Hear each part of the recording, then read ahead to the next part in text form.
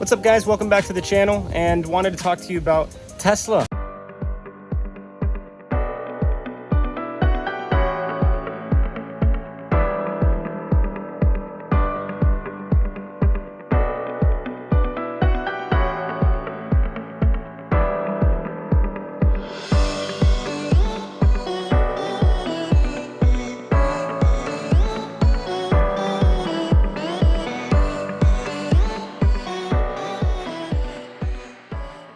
I used to work there, and Tesla's in every news publication. Elon's in every publication possible.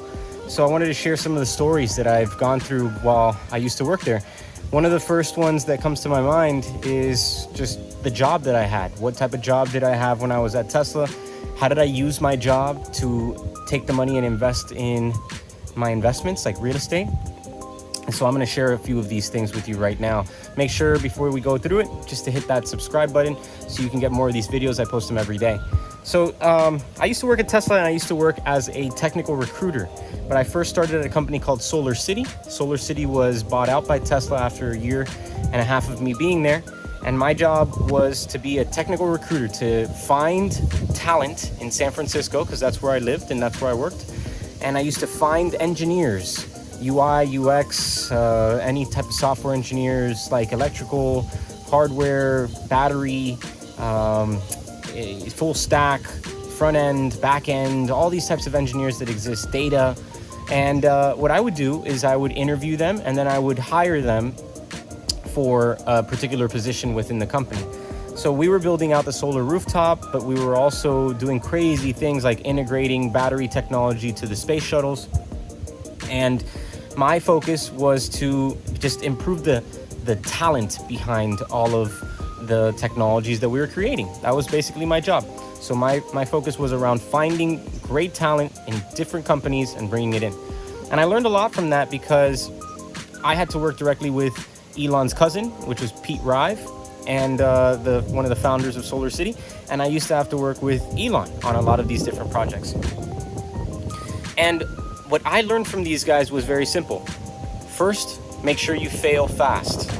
Failing fast meant that if you saw somebody that you really thought was great, if you saw that they were a great opportunity, a great fit for the job, a great fit for the company, move on them quickly. But if you saw that they weren't interested or they didn't want to move forward, then keep looking and move and find somebody else. And that's pretty relevant for anything in life, right? If you want to go find a new job and you see that they're taking a little bit too much time, go try to get another job quickly.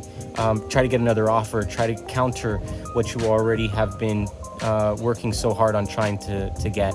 Number two, I learned that you should basically, if you were to kind of dumb it down, make it simple, you should ask for forgiveness instead of asking for permission. And this was something Elon taught everybody in the company. He said, if you're going to do something in this company, make sure that you do it and then ask for forgiveness later, right?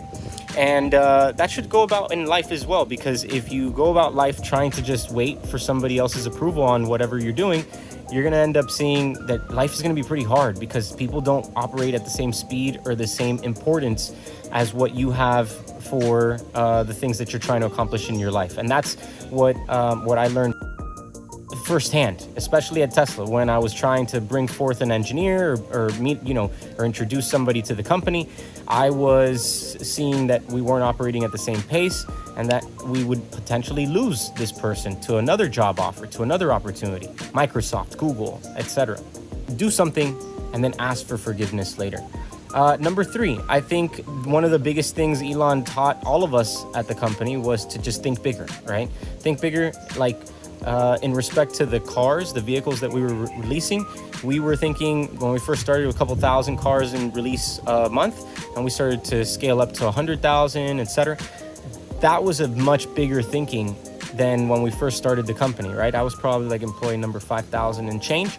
Now there's about 40,000 or so employees across all the businesses. So it just kind of goes to show you that if you are going to be part of a company, you're going to be part of a business, if you're going to be part of anything, if you're going to build something for yourself, make sure that you think bigger than just what you've already thought of from the beginning. For me, when I built my real estate portfolio, I thought originally just buying one or two deals.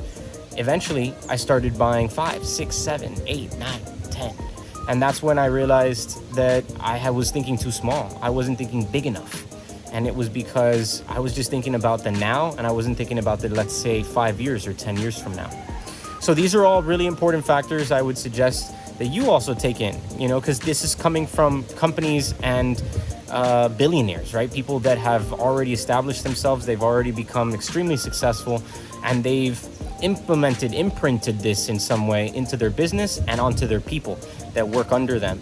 And now what I've seen is that a lot of the peers that I used to work with at these companies have gone to go work in other incredible companies, or have even started, most of them have even started their own companies, their own businesses, and gotten venture funding and done all types of crazy, amazing things. Similar to myself, right? Where I've been able to build a portfolio, I've been able to retire young, I took the money from my investments, and basically now I can live wherever I want, but I took the money from my original job income, so the money that I was making from my 9 to 5, and I invested it first so that I could have this life, right? Thinking bigger, thinking long term, thinking 10 years out. How do I want to live a life in 10 years? How do I want to live my life in 15 years? How do I want to live my life in 30 years, right? So these were just ways for you to also implement some of these same methodologies into your thinking. And hopefully that gave you some value. And if you have any questions, please drop them in the comments section. Also, if you would like to watch some of the other videos that I've shared, go ahead and hit this link up above and you can watch the next vid, or hit the subscribe and you can watch the next videos that are coming out tomorrow. All right, talk to you soon.